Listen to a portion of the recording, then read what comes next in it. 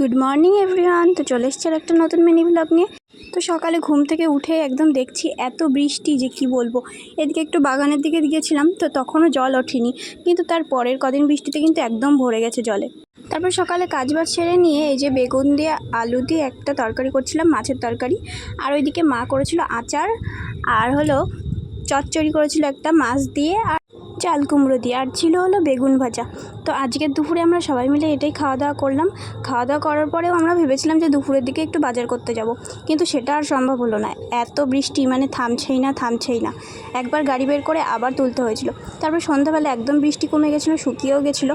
তারপর আমরা প্রায় সন্ধ্যা না 8টার দিকে বেরিয়েছিলাম বাজার করতে। তারপরে বাজার টাজার করা কমপ্লিট হয়ে গেল। প্রথমে একটা শপিং মলে গেছিলাম, সেখানে কিছু পছন্দ হয়নি। শাড়ি নেওয়ার কথা ছিল, তো এখান থেকে শাড়ি নিয়ে নিলাম দুটো।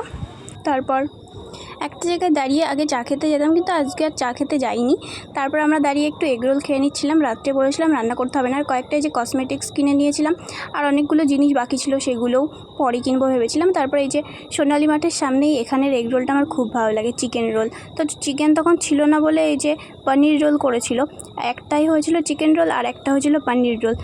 তো এদিকে দেখো মাঠের চারিপাশে কত লাইটিং লাগিয়েছিল, আর এদিকে পুজোর জন্য পুরো সব প্যান্ডেল করছিল। তারপর আমরা দাঁড়িয়ে ওখানটায় খেলাম।